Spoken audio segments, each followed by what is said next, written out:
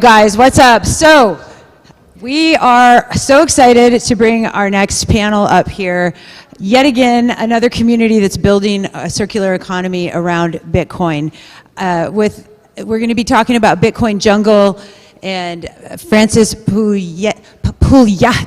You've got Pouliot because he's got a yacht. He is one of my soul brothers, co-founder and CEO of Bull Bitcoin. Come on, Francis and team, you guys, rock and roll. Thank you so much.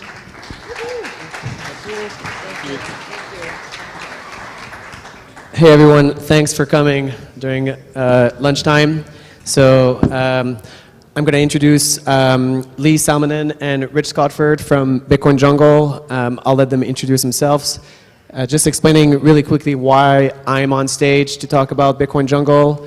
I actually moved to Bitcoin Jungle in Costa Rica, which is in the region of Uvita, Dominical. And when I moved there, it wasn't related to Bitcoin Jungle. I didn't really know about Bitcoin Jungle, but immediately I was just blown away by the fact that I could pretty much live off of Bitcoin for all my groceries, the restaurants. So I was able to verify that there is actually something going on there that's really phenomenal, and they've made my life so much easier, and you know, living off Bitcoin is something truly special. So thanks, guys. All right, so Lee and Richard, please introduce yourselves. Hey, my name is Lee Salminen, originally from the US. I moved to Costa Rica full-time about 1.5 years ago. My background is in fiat payments. I've worked in the B2B SaaS space, fiat payments, credit cards for the past 10 years. Moved to Costa Rica and I realized how hard it is for foreigners to pay businesses in the country without a credit card. And that kind of got the gears in my head turning a little, and then Richard came along. Okay, so my name's Richard Scotford. I'm from the UK. I've lived in Costa Rica for about 4 years. And yeah, I've been a serial entrepreneur most of my life, never really had a job. And so, yeah, it came to... It came to be. Richard wanted to start a school in Ojochal, Costa Rica, and he wanted to operate on a Bitcoin standard. Richard's not a technologist and didn't really know how to go about kind of building the infrastructure out to accept Bitcoin as payment as his business. And I happen to be a technologist. I've been in Bitcoin since 2013, and I love writing code. So it was a partnership meant to be. Yeah, a little bit about us. Yeah, so a little bit about the origin story of Bitcoin Jungle. One of the things that I think makes it different than some other projects is that it is a very grassroots project. There's no business driving it. There's no like gigantic PR campaign behind it. So first things first, like, how did it come about? Maybe what were the just general principles that you guys came up with to decide how the project was going to evolve? Yeah. Okay, so as Lee mentioned, I'm not actually a technologist guy. I'm actually a teacher and a kind of a venture guy by trade.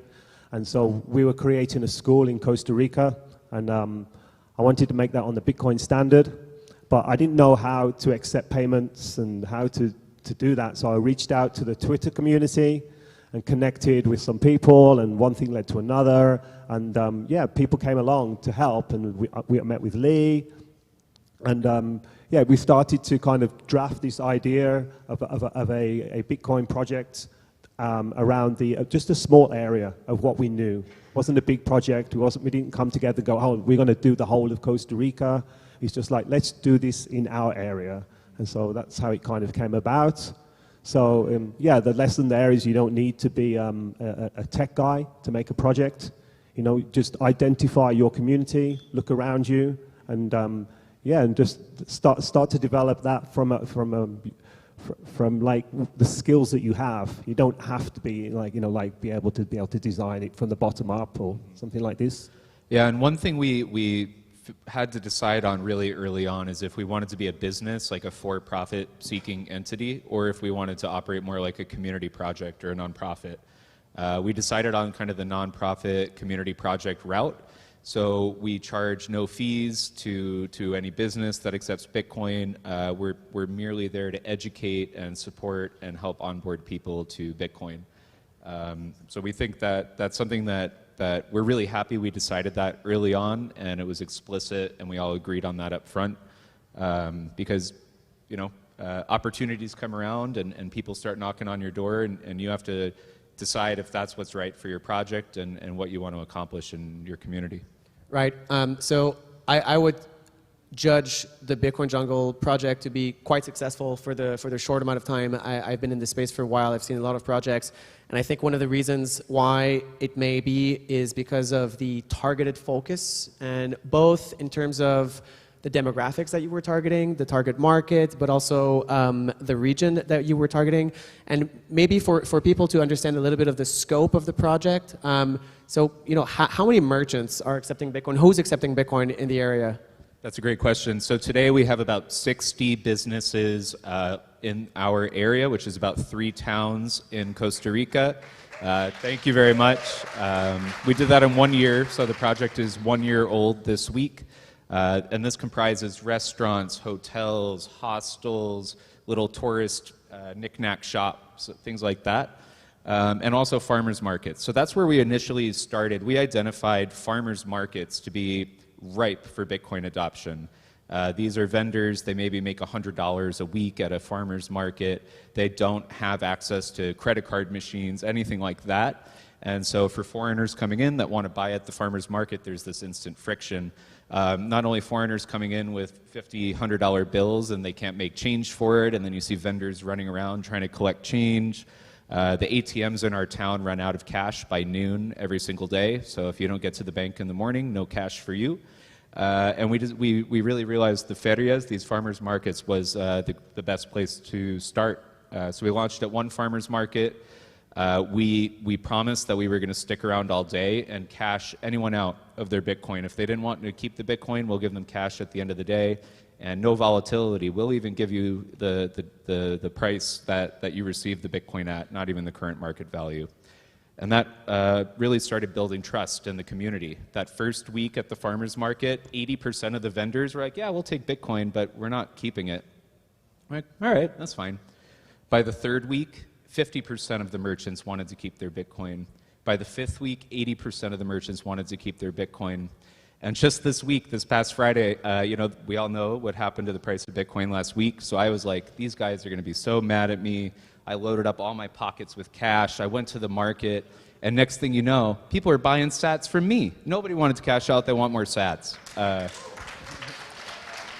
The farmers markets in Costa Rica that are powered by Bitcoin Jungle are truly an out-of-this-world experience. I personally buy grass-fed beef, honey, coffee, fruits, chocolate, you know, holistic healthcare products. It's truly amazing. So that's Can great. I just add something about the parameters of the projects? Yeah. So I was here last year, and so I went down to El Salvador, and we were planning the project last year, and quickly realized that Bitcoin Jungle isn't Bitcoin Beach, whereas Bitcoin Beach is much more grassroots.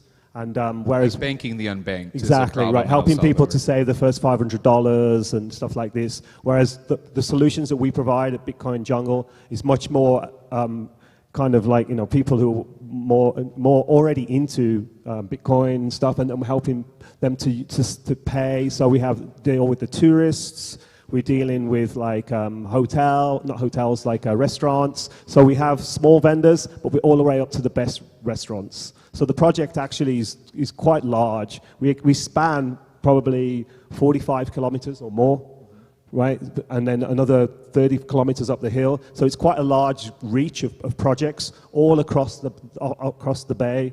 So, but we identified that was the area. This was the area that we're going to cover. We're going to cover this area. And yeah, sure, we'll do things in San Jose if people want to help, but mainly we're dealing with this project in a way where we've set the boundaries, and then we can serve them really well for their projects. And the reason we decided to put this geographic boundary on the project is trust. You know, we as Bitcoiners, we love to talk about trustless transactions and things like that. But believe it or not, our society actually operates on trust. Francis likes to say, what's your saying? Bitcoin will not help you pull out your pickup truck out of a ditch. You need a community, you need people. So we built our project in a tight geographic area. Really, it's not a dense population area, so everyone really knows everyone. And that really has helped fuel the acceleration of this project. When we go into a new restaurant, they already know who I am. They already know who Rich is. They know it's not a scam, and we're here to help and just provide them advice and knowledge.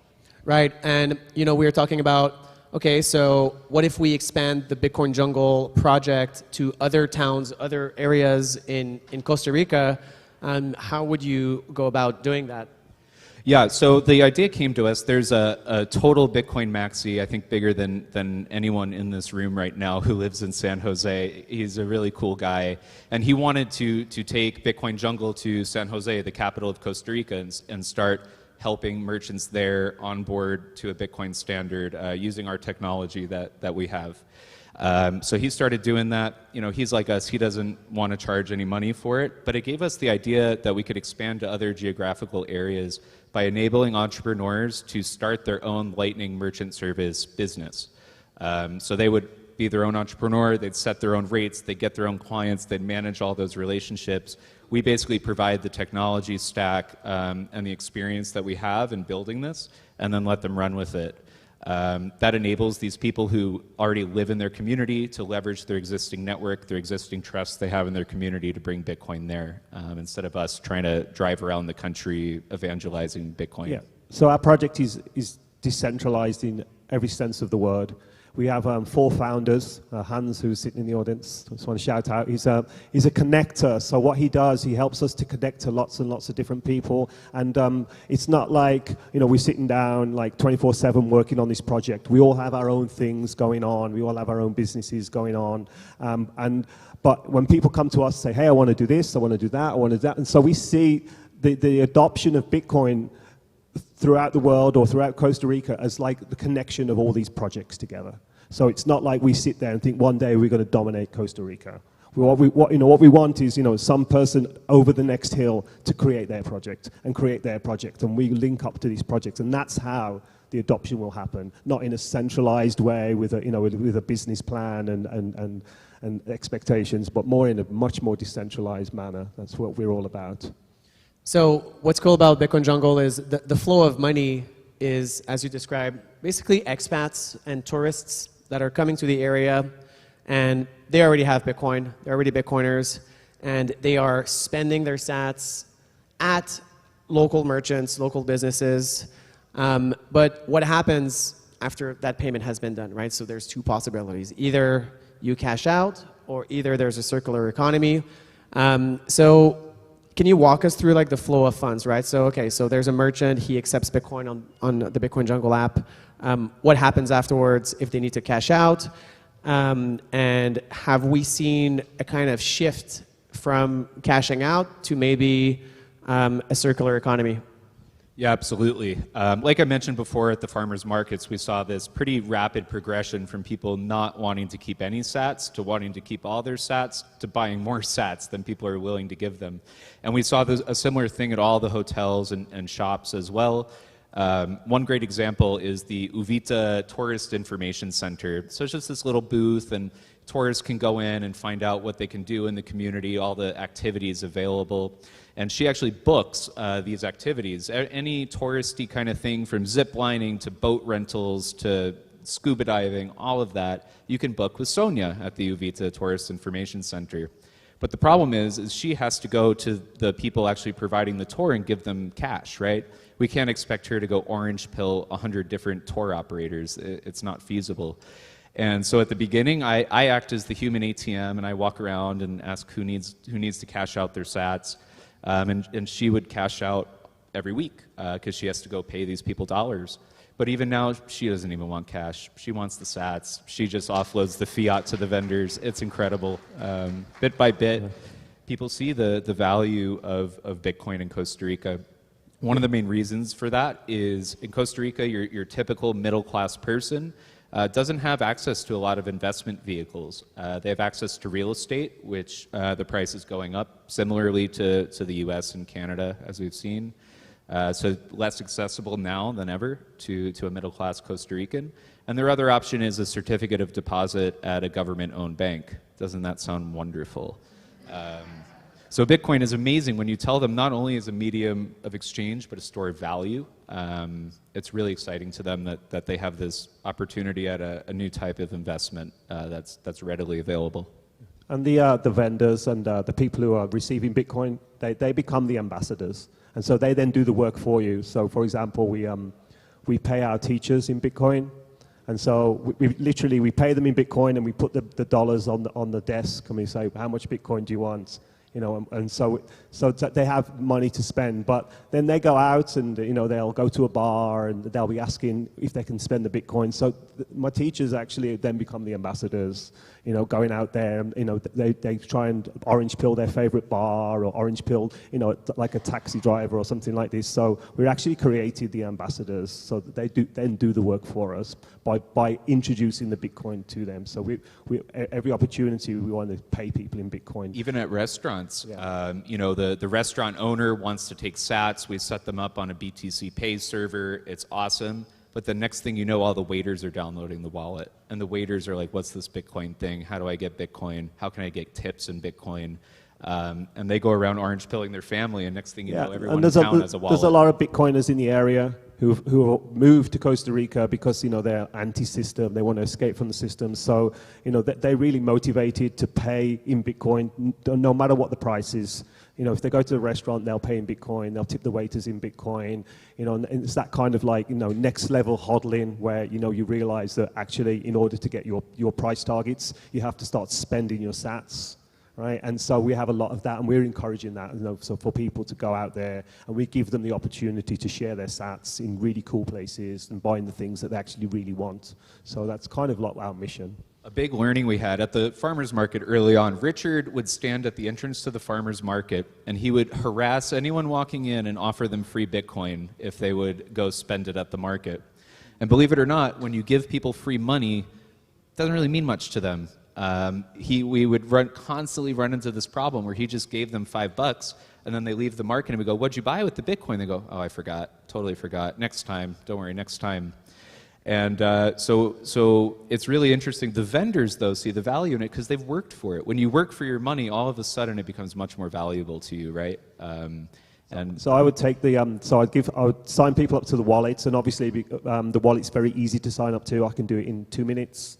Something like this, and then I would give them some sats to spend, and then I quickly learned that they weren't spending the sats, so then I would take them to the shop and go, hey you guys, right, buy this orange juice and see how amazing the transaction is, and then you see the loop complete itself, and you see them go, oh my god, that was so fast. And then once they've done that and they've been coached through that, then they'll come back to the markets every week, and they know. And so we'll see some of the vendors, and I'll do a transaction with the vendor, and I'll look, and they have like hundreds of dollars on their wallet, right? Because they're taking money. They're taking money every day in sats. Because what we have is we have a very kind of progressive group of people who are into Bitcoin, and we also have a very progressive group of people who are willing to sell the Bitcoin. And that was kind of what we identified when we set up the project. Like, whoa, this area here is very, very, very primed for Bitcoin. And what I'd like to encourage is if you go home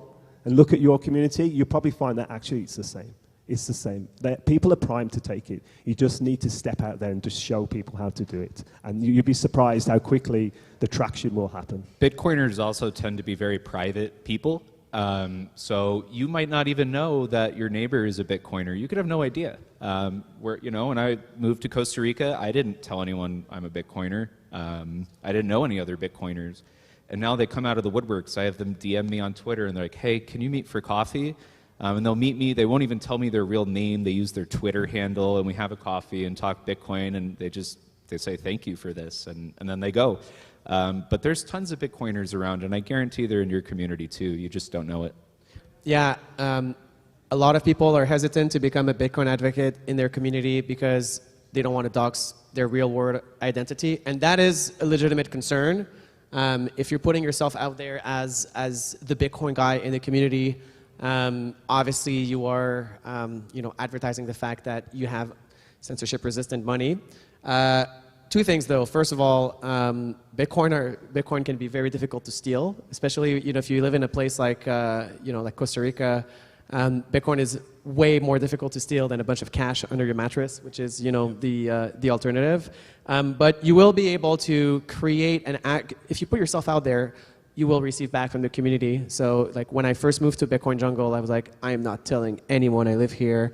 But then when I saw what was happening with the Bitcoin Jungle and the farmers markets, I just like started posting selfies of me like paying with Bitcoin, and I loved it too much. And then people now approach me at the farmers market like, hey, you're Francis, I'm a Bitcoiner, I moved down here, so we've got a pretty nice group of people going. You mentioned, all right, so go out there and do your own community. I'd like to talk a little bit about the Galoy stack. So Bitcoin Jungle, what is the Bitcoin Jungle app? How did it start? How are you benefiting from the Galoy stack? How are you contributing back? How did it work? Yeah, absolutely. So for those of you that don't know, the Bitcoin Beach wallet basically morphed into a company called Galoy. So they took the Bitcoin Beach wallet, they open sourced it, put it on GitHub. Anyone can download it and use it. The only downside is it requires some technical skills to get it all working. But it's completely free and anyone can do it. Luckily for me, I had experience with these particular technologies, fairly straightforward to get it up and running. So we got the Bitcoin Jungle wallet up and running in about a week. We only had to make 2 tweaks. We changed it from US dollars to Costa Rica colones for the fiat display in the wallet, and then put our logo on. That was pretty much it. And then we were off to the races. Mm-hmm. But the other beauty of open source software, of course, is contributing back, right? So over the past year, I've helped build LNURLP support. We're working on LNURLW support, and also bulk card support or NFC support inside the Bitcoin Beach wallet, Bitcoin Jungle wallet, and the Galoy stack. The other piece that we have for merchants is a BTC Pay server installation, and we've built some custom code to basically scrub or forward payments received on BTC Pay server to the business owner's wallet in near real time. So on another topic, so when I went to the first Bitcoin meetup, that Rich was hosting, and Lee was there, Lee was hosting as well. We talked about, Rich was talking about shitcoiners and shitcoins as soon as I got there, and I'm like in the back, like I don't know if he knows I'm here, and I see this Bitcoin Maximus on stage, like okay, I'm in the right place, like this is great. So can you talk a little bit about the Bitcoin only aspect of the project, and are there any shitcoiners prowling around? I see them kind of like vultures. Usually they hang around the meetups trying to pick on people, selling them their shitcoins. How do you deal with that? Well, during our meetups, it's mostly Bitcoin people. It's good. I mean, from my experience, trying to get the project off the ground, one of my biggest obstacles was when you come against a shitcoiner. And they wanted to suck up your time and absorb all your time and tell you about their coin. And so, but my job, while I'm on the street trying to sign people up to the wallets, is to get people to download the wallet. So if you're considering doing your own projects, you really have to kind of, they're quite an obstacle to what you want to do. So you have to learn to kind of like move them along really quickly so they don't absorb your time, don't absorb your energy. And it kind of sounds like a bit of an overreaction, but it can become quite a magnet. Time consuming. Yep. So like, if the market is only, we go to a market and market's only for 3 hours. The shitcoiner will keep you talking for 45 minutes if you let him, right? So you just be like, okay, do you like Bitcoin? Oh no, but I like Ripple. Okay, cool, go. Right, I'm off. I've got to talk to someone and it's important to bow out gracefully, right? Be respectful. Don't tell them to do anything bad to themselves. I don't get into any conversation with them other than, oh yeah, cool, nice, right, okay, yeah, I'll catch you later. And then I'm on to someone who's going to be receptive to the project and what we're doing and how it's working. Lots of people, just, oh. Yeah, there was one guy at our first meetup. He showed up. He's pretty popular where we live, very successful businessman where we live. And he showed up at our meetup, and with 30 seconds, he tells me, I need to create a utility token so that he can buy some, and then we can all get rich. And I was like, no, this is a community project. We don't charge any fees, and I'm definitely not making an ERC20 token. And he was like, yeah, we'll see. Here we are a year later now, and he's actually helping our project, and he's giving us space to do things and helping us in the community. he might still be a shitcoiner, but I think he's recognized we're actually here to help and not here to get rich quick. Yeah, in other parts of Costa Rica, there's a bunch of other local shitcoin groups that are trying to push their own shitcoin, but in the Bitcoin jungle area, I've never seen any merchants accept any shitcoin. I mean, it really is a Bitcoin-only space, so that's fantastic. So let's talk about like the future of Bitcoin jungle. So it started out as a very grassroots project. We've got 60 merchants. We've got 2 major local farmers markets where the vendors are accepting Bitcoin. You know, what is it that the project needs? What do you need right now? What do you want to go? I think the next step is an off-ramp. Costa Rica today, the government of Costa Rica pretends like Bitcoin doesn't exist. It's the same as a candy bar, it's microphone, it's just like some other good that one can buy and sell. And unfortunately, the banks, the 2 biggest banks in the country are government-owned and operated, and they've said that crypto equals money laundering. So the Costa Ricans have no access to exchanges, no access to off-ramps of any kind. So we've actually been working to help draft and form a piece of legislation in Costa Rica that would create 0% capital gains tax, 0% sales tax, but also force the banks to accept deposits from exchanges.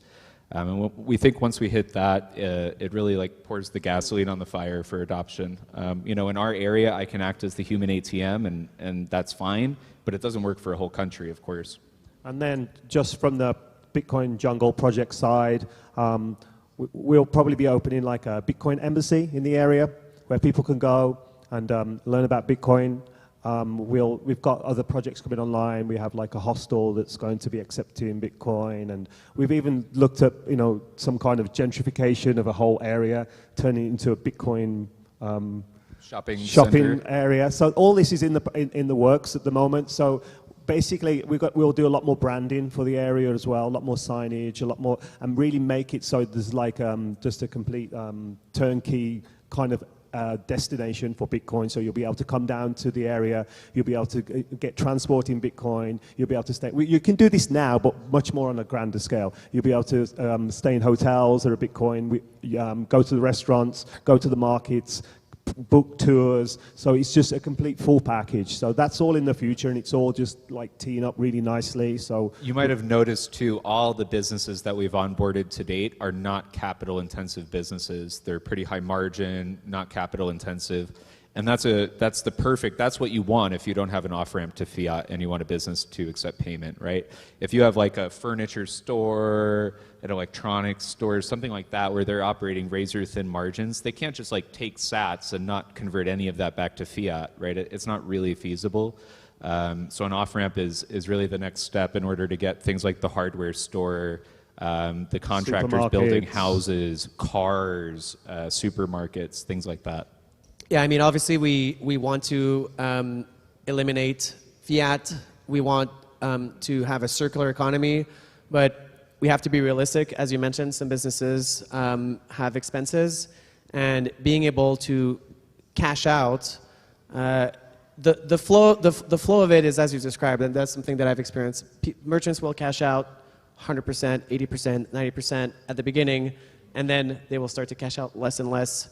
In Costa Rica, there's been kind of like a forced hodl situation where it's been very difficult for people to cash out.